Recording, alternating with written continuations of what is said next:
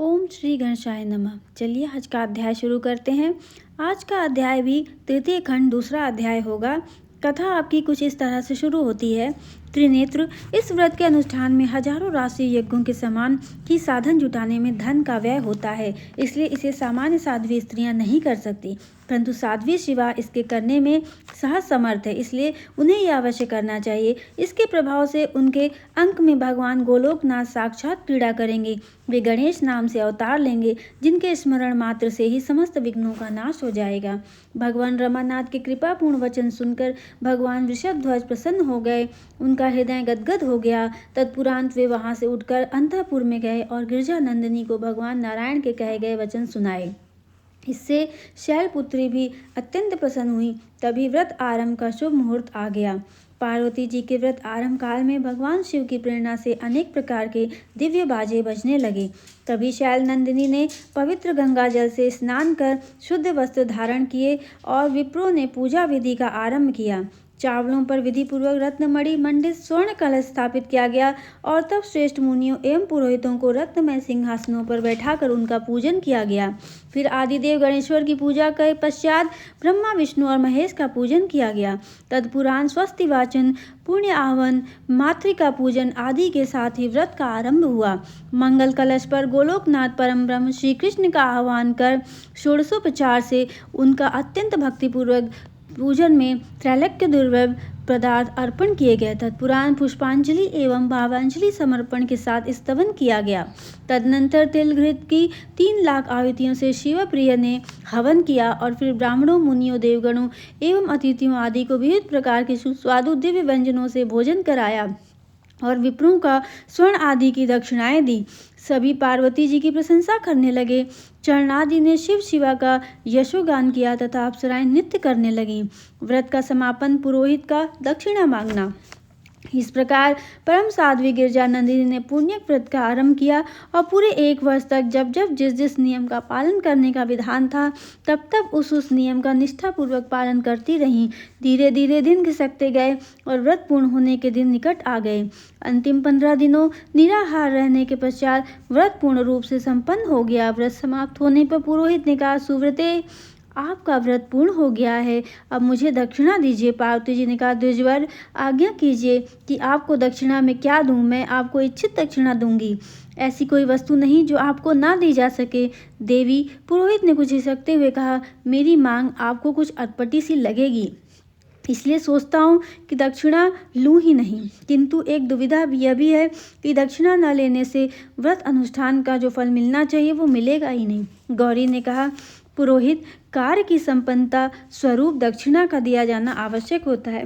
फिर जो लोग देने में समर्थ ना हो उनकी बात दूसरी है। मैं तो अभिष्ट दक्षिणा देने में समर्थ हूँ, तब ना देने से कार्य की पूर्ति कैसे होगी। पुरोहित बोले, देवी, मैं इसलिए नहीं मांगना चाहता कि कहीं आप दक्षिणा दे ही न सकें, फिर भी आपका आग्रह है तो निवेदन करता हूँ। मैं आपके पति भगवान वृषभध्वज का दक्षिणा स्वरूप चाहता हूँ, आप उन्हीं को दक्षिणा में दे दें। पार्वती जी को ऐसी दक्षिणा मांगने की आशा नहीं थी। भगवान त्रिलोचन उनके प्राण अधर हैं, भला वह उन्हें किसी को कैसे दे सकती थी।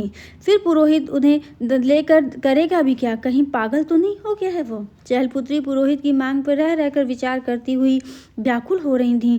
उनका समस्त आनंद उल्लास लुप्त हो गया और वे रोती रोती मूर्छित होकर वहीं गिर गईं। मोहनाशिनी पराम्बा का मोह विवश एवं मूर्छित हुई देखकर समस्त उपस्थित समाज हंसने लगा। भगवान विष्णु, कमलासन ब्रह्मा एवं दिव्य ऋषि मुनियों को भी हंसी आ गई। तभी भगवान श्री हरि की प्रेरणा से उमानाथ अपनी प्राण प्रिया के पास पहुंचकर उन्हें सचेत करते बोले, गिरजानंदिनी, उठो, पुरोहित को अभिष्ट दक्षिणा देने से अवश्य ही तुम्हारा मंगल होगा। देखो, देव कार्य, पितृकार्य एवं नित्य नैमित्तिक कार्य भी यही दक्षिणा रहित होता है तो फल रहित हो जाता है। उसके कारण कर्मकर्ता को कालसूत्र नामक नरक की प्राप्ति होती है। तत्पुरांत उसे दीनहीन अवस्था के साथ शत्रुओं से भी पीड़ित होना पड़ता है। इसलिए यह संकल्प की हुई दक्षिणा उसी समय दे देनी चाहिए, अन्यथा यह दक्षिणा बढ़ती हुई कई गुना हो जाएगी। पार्वती जी को चेत तो हो गया और उन्होंने अपने पतिदेव की उक्त बातें भी सुन ली, किंतु सोच विचार करती हुई मौन खड़ी रहीं। यह देखकर भगवान विष्णु और चतुरानंद ब्रह्मा जी ने भी उन्हें बहुत समझाया। कहा, देवी, आपके द्वारा धर्म की रक्षा किया जाना बहुत आवश्यक है। धर्म ने भी कहा, शैल नंदिनी, आपने पुरोहित को अभी दक्षिणा देने का वचन दिया है, इसलिए उसे इच्छित प्रदान करके मेरी रक्षा कीजिए, क्योंकि मेरी रक्षा में ही सब प्रकार का मंगल होना निहित है। पार्वती जी को इंद्र आदि देवताओं ने भी बहुत समझाया। जब उन्होंने कोई उत्तर न दिया तो प्रमुख ऋषि मुनियों ने उन्हें विश्वास दिलाया, शिवे, आप स्वयं ही धर्म को जानने वाली हैं, उसकी रक्षा करना आपका परम कर्तव्य है। फिर हम सबके यहाँ उपस्थित रहते हुए आपका किसी प्रकार के अकल्याण नहीं हो सकता। इस पर उमा मौन रहीं। तब ब्रह्मपुत्र सनत कुमार, जो उस अनुष्ठान में पुरोहित थे, कुछ तीखे स्वर में बोले, देवी, या तो मुझे अभी दक्षिणा दो अथवा आपको अपनी दीर्घकालीन तपस्या का शुभ फल भी त्याग देना होगा, क्योंकि इस महान कर्म की दक्षिणा प्राप्त न होने पर मैं इसका फल तो प्राप्त कर लूँगा, अन्य सब शुभ कर्मों के फल का भी मैं अधिकारी हो जाऊँगा। देवी पार्वती ने व्याकुलतापूर्वक कहा, अपने सर्वसमर्थ पति से वंचित करने वाले कर्म के फल से मैं कोई लाभ नहीं देखती। फिर दक्षिणा देने, धर्म की रक्षा करने और पुत्र लाभ होने में भी मेरा कौन सा हित होगा। मूल को न सींचकर वृक्ष की शाखा को सींचने से क्या वृक्ष हरा रह सकता है विप्रवर? यदि प्राण ही जाने लगे तो यह देह की रक्षा से क्या प्रयोजन सिद्ध होगा। देवादियों, महर्षियों, पति से अधिक पुत्र नहीं हो सकता। साध्वी स्त्रियों का प्राण तो पति ही है। 100 पुत्र एक ओर और अकेला पति एक ओर रहे, तभी पति की महिमा अधिक रहेगी। आप ही बताएं कि जब पति को ही दक्षिणा में दे दूंगी तो मेरे पास क्या रहेगा। फिर पति से वंचित होने पर पुत्र मिलता हो तो वह वस्तुतः किसी काम का नहीं। पुत्र का एकमात्र मूल पति ही है, क्योंकि वह उसी के अंश से उत्पन्न होता है। जब मूल धन ही चला जाएगा तब विश्व में कोई भी व्यापार संभव नहीं होगा। इसलिए मैं तो यही समझती हूँ कि पुत्र के लोभ से पति का त्याग कोई गृहस्था नारी ही कर सकती है, मैं तो नहीं कर सकती। पार्वती इस प्रकार व्याकुल हुई बैठी थी। वह पुरोहित के व्रत समाप्ति की दक्षिणा स्वरूप अपना पति प्रदान करने के लिए प्रस्तुत नहीं हुई। इससे समस्त समाज में सन्नाटा छा गया। सभी उपस्थित जन किंकवत ब्रह्मूढ़ हो गए और किसी की भी समझ में यह नहीं आ रहा था कि उपस्थित समस्या को किस प्रकार सुलझाया जाए। त्रिलोकीनाथ द्वारा समस्या का समाधान। उसी समय अंतरिक्ष से एक अत्यंत अद्भुत रत्नादि से निर्मित दिव्य रथ उतरता हुआ दिखाई दिया, जो कि घननील वर्ण के पार्षदों से घिरा था। वे सभी पार्षद रत्न अलंकारों से सुसज्जित एवं दिव्य पुष्पहारों से समन्वित थे। देवताओं, ऋषि मुनियों, शिवगणों आदि ने देखा कि उस रथ में भगवान त्रिलोकीनाथ चतुर्भुज रूप में विराजमान हैं, जो कि रथ से उतरकर उसी स्थान पर समागत हो रहे हैं। उनकी चारों भुजाओं में शंख, चक्र, गदा, पद्म स्थित थे। इनको समागत देखकर समस्त देवता आदि उठ खड़े हुए। ब्रह्मा, विष्णु, शिव ने उन्हें अर्घ्य आदि देकर एक सर्वोत्तम सिंहासन पर विराजमान कराया और फिर सभी ने उनके अभय एवं पाप ताप नष्ट करने वाले पदार बिंदुओं में भक्तिपूर्वक प्रणाम किया और गदगद कंठ से उनकी स्तुति करने लगे। भगवान त्रिलोकीनाथ बोले, देवगण, मुझे यहाँ उपस्थित विवाद का समाधान करने के लिए ही आना पड़ा है। गिरिजानंदिनी पार्वती का यह व्रत केवल लोक शिक्षा के लिए ही है, अन्यथा यह तो सभी व्रतों और तपस्याओं का फल प्रदान करने में स्वयं ही समर्थ है। इनकी माया से समस्त चराचर विश्व विमोहित हो रहा है, तो यह स्वयं मोह में क्यों पड़ती। इसलिए इनके द्वारा किया जाने वाला अनुष्ठान अपने लिए कदापि नहीं है।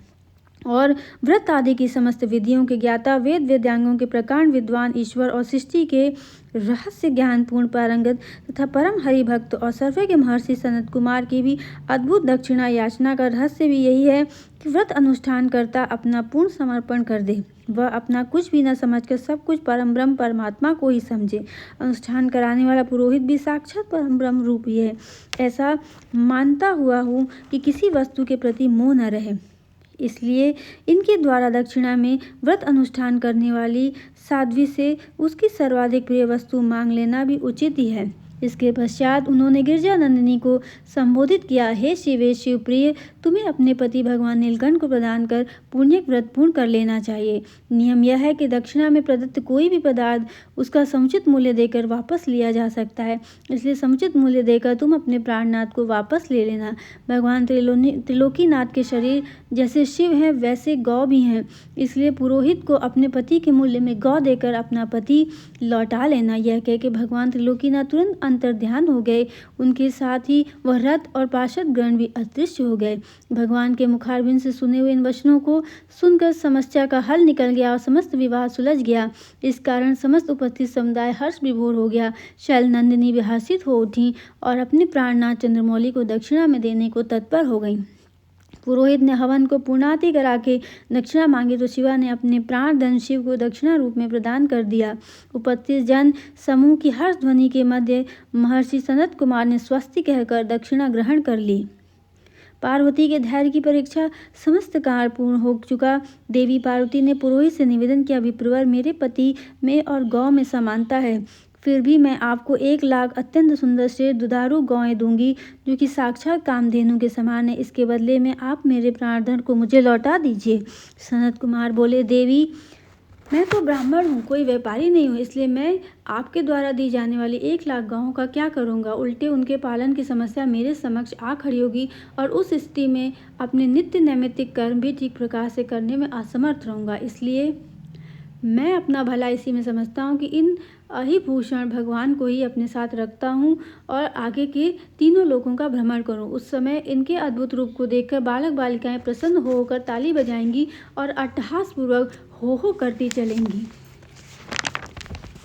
यह कहकर महर्षि ने उमानाथ से कहा, आशुतोष, अब आप मेरे अधिकार में हैं, इसलिए यहीं आकर बैठिए। यह सुनकर भगवान शंकर सनत कुमार के पास जाकर शांत होकर बैठ गए। अब तो देवी शैलपुत्री को बड़ी व्याकुलता हुई। उन्हें यह आशंका न थी कि सीधा साधा दिखाई देने वाला ब्राह्मण इतना हट पर उतर आएगा और भगवान त्रिलोकीनाथ के वचनों पर भी ध्यान नहीं देगा। और फिर यह भी दुर्भाग्य की बात है कि मुझे न तो अभिष्ट देव का दर्शन ही मिला और न व्रत का फल ही। तब क्या किया जाए? परंतु समस्या का समाधान था ही नहीं, तो उन्होंने सोचा इससे तो प्राण त्याग देना ही श्रेष्ठ होगा। तो आज यहीं पर हम अपना अध्याय समाप्त करते हैं। आज की कथा यहीं पे समाप्त होती है और आगे की कथा सुनने के लिए हमारे चैनल को सब्सक्राइब करें, शेयर करें, कमेंट करें, लाइक करें और ये बताएं आपको ये कथा कैसी लगी। और ऐसी और कथाओं को सुनने के लिए एक बार फिर बोलूँगी, हमारे चैनल को सब्सक्राइब जरूर कीजिएगा। आप कथा सुनते हैं पर सब्सक्राइब करना भूल जाते हैं, लेकिन इस बार सब्सक्राइब जरूर कीजिएगा और मैं ऐसी और अच्छी कथाएँ लेके आती रहूँगी। और तब तक के लिए मैं आप सभी को दिल से बोलती हूँ धन्यवाद।